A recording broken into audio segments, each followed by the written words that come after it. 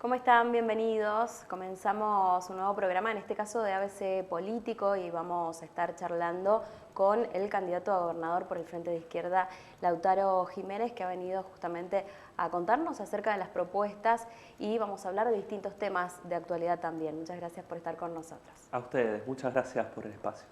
Bien, bueno, en primer lugar hablar un poco de la actualidad, ¿no? De la situación que se está dando en la provincia de Mendoza, teniendo en cuenta las últimas discusiones en cuanto a educación, con el ítem aula, esta situación de retraso salarial que también plantean muchos docentes. Como docente, consultarte cuáles son las propuestas que traen ustedes y qué es lo que opinan acerca de la situación actual de la docencia y de la educación en general en Mendoza.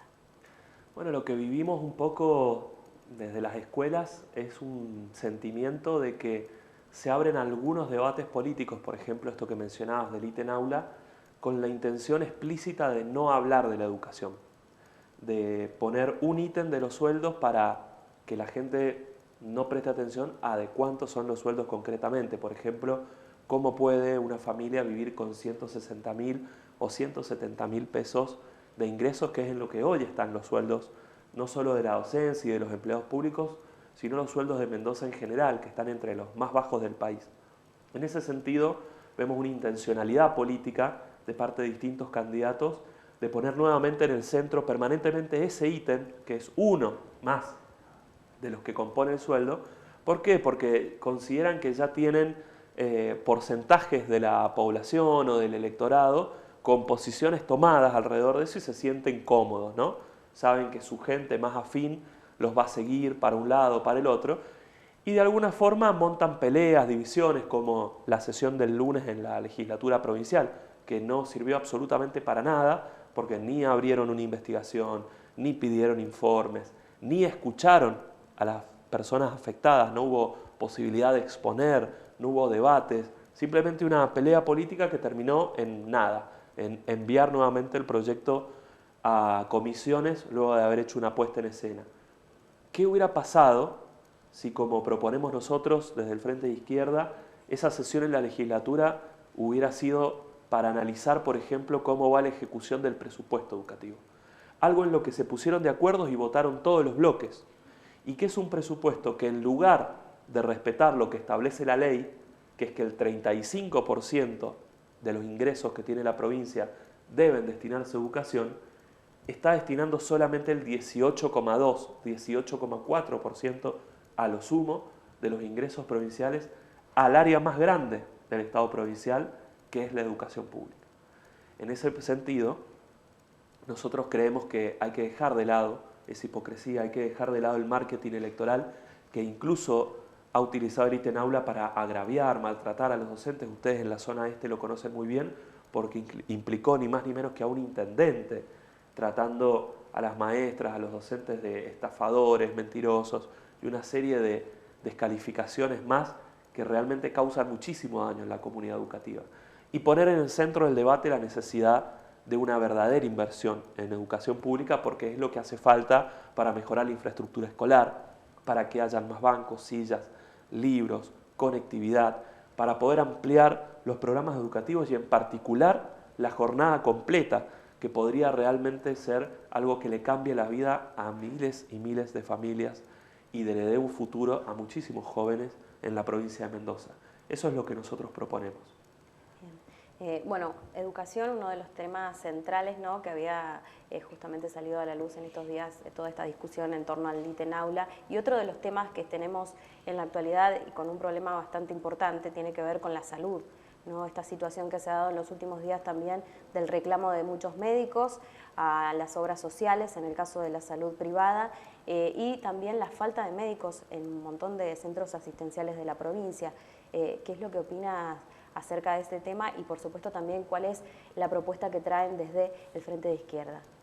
Bueno, nosotros nos sentimos muy hermanados a esa problemática, entendemos, nos sentimos casi en una situación muy similar cuando lo vemos desde las escuelas, lo que pasa en la salud, porque a la hora de tener que ir a atendernos a un efector, ir a sea un hospital público o nuestra obra social, que está en un estado sumamente crítico, que es la OSEP, vemos que los desmanejos políticos se dan en la misma medida, ¿no? De financiamiento de la salud, que apenas está destinando un 16% del presupuesto a esta área y una ejecución de del presupuesto que se vota que es todavía mucho menor. Entonces las obras en los hospitales nunca se terminan, los honorarios de los profesionales nunca se pagan en tiempo y forma, están muchísimo peor pagos que en otras provincias. Entonces ya no se trata simplemente de decir no vamos a ajustar en salud, sino se trata de decir cómo vamos a remediar el daño que han causado tantos años de ajuste ininterrumpido, que provoca que muchos profesionales se vayan de la provincia, se vayan incluso del país, a lugares en donde son mucho mejor reconocidas sus profesiones, ¿no? Entonces nosotros queremos una auditoría de la OSEP, queremos que haya una apertura clara de cómo se está invirtiendo el presupuesto de salud en los hospitales, en las compras de medicamentos, porque realmente es muy llamativo la cantidad de desmanejos y de quejas que hay en el sector. Realmente cada vez que algún sector se atreve a cuestionar o quiere mostrar una injusticia, se lo ataca y el gobierno pone el foco acusando de corporativos. Un día eran los anestesistas, otro día son los pediatras. Y pareciera que el problema siempre lo tienen ellos, ¿no? Así como a nosotros nos tiran con el ítem aula por la cabeza, ellos le tiran y nunca tienen responsabilidad a los políticos, ¿no? Que son los que realmente tienen la responsabilidad de administrar. Nosotros eso lo queremos invertir, queremos escuchar a los profesionales de la salud, queremos que se ponga en foco la necesidad de que la descentralización en la atención y los hospitales de referencia en el interior provincial, aquellos efectores de salud que tienen que ver con la atención primaria, tengan realmente un apoyo de parte del Estado que mejore cualitativamente la asistencia y la salud de la población. Porque hoy está muy sobrecargado el sistema, hay áreas críticas como pediatría, como las guardias en lo que son las enfermedades respiratorias, áreas como las unidades coronarias que están completamente estresadas en cuanto a la atención pública. Y después de todo lo que aprendimos en pandemia, no puede ser que no hayamos tomado nota de que la salud, la educación, tienen que ser áreas prioritarias para la atención provincial. Bien. Bueno, y otro de los temas centrales, ¿no?, que no queremos dejar pasar tiene que ver con la seguridad. Un reclamo no solamente de la zona este, sino de distintos puntos de la provincia donde la situación se ve agravando cada vez más. Yo comparto el diagnóstico y creo que aquí se agrega una situación muy particular, ¿no? Que es que simplemente no se trata de un problema de falta de atención o de falta de eficiencia del Estado para afrontar esa problemática, sino que estamos atravesando una etapa muy oscura en la provincia de Mendoza, porque mientras nosotros hablamos acá, se está celebrando un juicio a la esfera más alta del Poder Judicial, un juez de la cúpula del Poder de la Justicia Federal, acusado, involucrado, juzgado en estos momentos. Ya no se trata ni siquiera de una investigación, es un juicio abierto por causas gravísimas de manejo de mafias, ¿no? Porque no se lo puede categorizar de otra forma. Y esta matriz es la que vemos que se empieza a hilvanar cada vez que se toca un tema referido al narcotráfico, al manejo de bandas, al control territorial de determinadas zonas en donde llamativamente se sabe cuáles son las bandas que tienen intervención, cómo se controlan entre ellas, cómo interviene el Estado. Entonces allí se pone de relieve la necesidad de no, o sea, es más fácil en este caso para los políticos. Vos fíjate que no pasa en la salud y la educación. En la salud y la educación siempre dicen sobran recursos, pero el problema es la eficiencia, se invierten mal, hay caja política. En la seguridad siempre están de acuerdo, todos comparten en que hay que destinar más recursos. No es que lo hacen, pero por lo menos en el diagnóstico prefieren hablar de una supuesta falta de recursos, pero no quieren hablar de esto, que son los temas que duelen, que es qué hay detrás de esa administración, ¿no? Porque realmente no se puede entender la matriz delictiva, la matriz mafiosa que tiene el manejo de la inseguridad, que es una inseguridad que viene desde arriba en la provincia de Mendoza, si no se pone en discusión cuál es el rol que están teniendo las cúpulas de las fuerzas de seguridad, del Poder Judicial y del Poder Político, que cada vez que aparece un caso crítico se empiezan a destapar conexiones de ese tipo. Entonces ahí hay que abrir una investigación muy profunda con actores independientes que les permita tener plena posibilidad de ver y de investigar sin ningún compromiso quiénes son los que están detrás de este tipo de organizaciones criminales. Bien. Con respecto a seguridad también, ¿no? Hablar un poco de lo que pasó hace muy poquito atrás y tiene que ver con estos intentos de saqueo o incitaciones a hechos violentos, ¿no? En la provincia. Bueno, ahí claramente hay un accionar mafioso porque se aprovecha una situación social por demás crítica. Nadie puede negar que esa semana hubo un aumento de los alimentos, un sentimiento de bronca y de impotencia en la gente que fue terrible porque para muchísimas familias significaba llegar al almacén para ir a comprar el almuerzo de ese día porque ya no pueden ni siquiera hacer compras semanales, están sobreviviendo con una changa, ir a hacer la compra y no poder llevar a tu casa lo que necesitabas para que cubra a tu familia. Y eso fue explotado por algo que no existía o que no se podía por lo menos ver tan claramente años atrás, que fue un operativo de redes sociales de intervención que muchos lo querían presentar como que alguien mandaba un audio falso de WhatsApp. Y era mentira. Uno veía por las redes sociales publicidad donde, viste que Facebook te muestra, ¿no? Publicidad pagada fomentando ese tipo de intervenciones. ¿Se entiende? Cubriéndolas, queriéndoles sacarle un rédito político a amenazas de todo tipo. Nosotros que estábamos en las escuelas, la verdad que la pasamos muy mal, porque teníamos que estar explicándole a las familias que era mentira que estaban entrando a saquear a las escuelas, que era mentira que estaban entrando, parando los colectivos y robándole a la gente. Mi mamá ese día estaba viajando en el colectivo y me llamó muy angustiada por esa situación.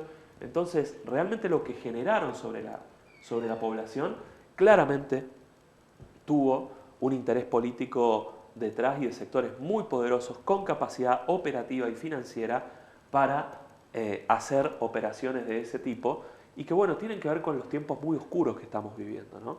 Tienen que ver con tiempos muy oscuros, con formas de hacer campañas electorales, donde se tiran carpetazos, se hacen campañas negativas, que nos retrotraen un poco a lo que era la década del 90 y caretas que se caen en tanto y en cuanto ya pareciera que no tienen problema en utilizar mecanismos mafiosos para hacer sus campañas políticas, ¿no?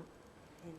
Bueno, y hablando un poco más de lo que es la política, no solamente a nivel local, sino también a nivel nacional, ¿qué opina acerca de este triunfo de la derecha, ¿no? En las pasadas elecciones paso nacionales? En la provincia de Mendoza hubo lugares donde realmente obtuvieron porcentajes más que importantes, ¿no? Así es, así es. Sí, es una situación donde esta enorme crisis de representación empieza a abrir posibilidades por todos lados, ¿no? Se desarman las formaciones políticas tradicionales, cada uno busca recluirse en los lugares en los que se siente fuerte y la arena nacional ha quedado como tierra de nadie y como un terreno muy propicio para que avancen sectores que justamente tienen una gran capacidad para incidir a través de las redes sociales, a través de grandes cadenas de televisión donde han tenido en los últimos años una cantidad de horas récord, ¿no? Como panelistas, una inversión muy fuerte en volver a posicionar a la extrema derecha como una alternativa de canalización para esa bronca, ¿no? Se genera una bronca muy legítima contra el establishment político por las crisis y los desmanejos que han habido, y eso hay un sector del poder económico, empresarios muy poderosos como Eurnequian, grupos muy concentrados, que están muy preocupados para que eso sea canalizado por derecha, como siguiendo antecedentes que ya se han visto en otros países, ¿no? Italia, Brasil, bueno, actualmente en donde no lo pueden hacer por las elecciones, lo han hecho con golpes de Estado, con destituciones, ¿no? Como en Bolivia, en Perú, y van teniendo ciertos éxitos en algunos terrenos, ¿no? Digo, porque es cierto que en las elecciones nacionales tuvo un crecimiento muy fuerte la derecha, pero después vas a las municipales y pareciera que no, que es el peronismo, y vas a las provinciales y pareciera que no, que es el radicalismo. Lo que hay en realidad es una enorme crisis de representación.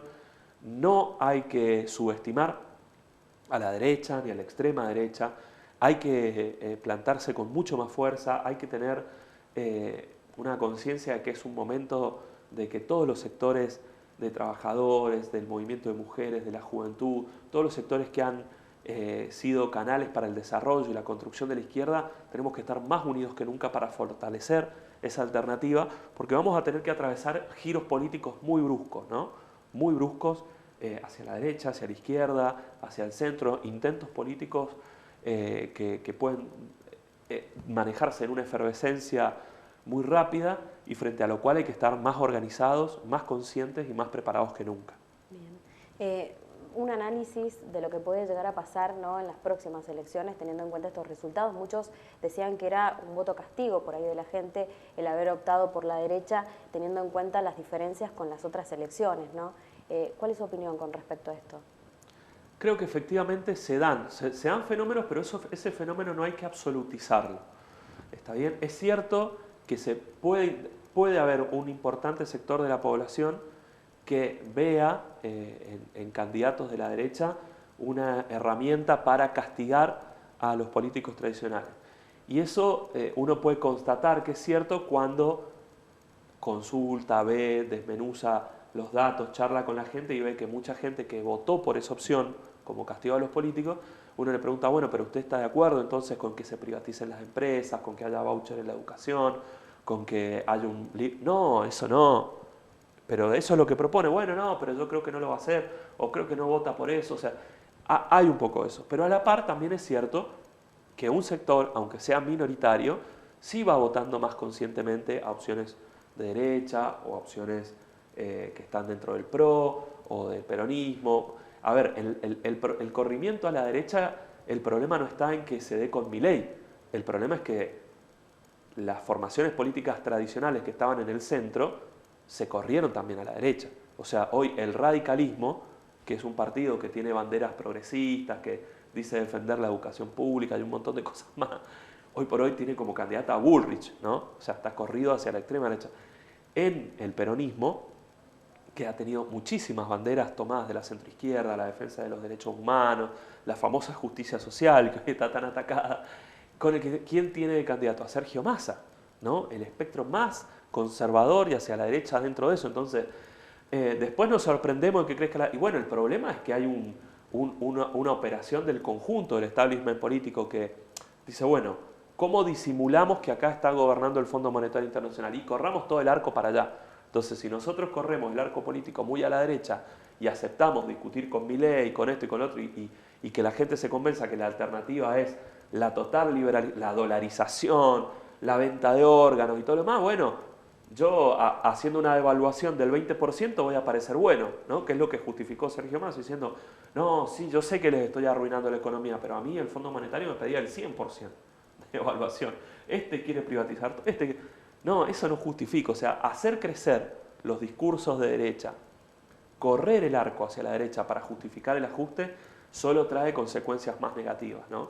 Y eso, por eso decía que tenemos que estar muy preparados para fortalecer una alternativa de izquierda frente a eso, que es lo único que hoy nos podemos agarrar para resistir ese giro tan negativo que se está viviendo en la política nacional y en cierta medida provincial también. Bueno, y hablar un poco también acerca de esta campaña, ¿no?, de las propuestas que traen, teniendo en cuenta la situación económica que se atraviesa a nivel nacional, a nivel local. ¿Cuál es el análisis que hace de la provincia en torno a lo económico y cuáles son las propuestas que traen ustedes también para los distintos sectores, ¿no? Teniendo en cuenta la zona este, mucha producción, muchos productores que están también al pendiente de conocer estas propuestas? Bueno, nosotros queremos que esta campaña sea un canal para fortalecer esas voces que justamente están silenciadas en ese debate político del que hablábamos recién.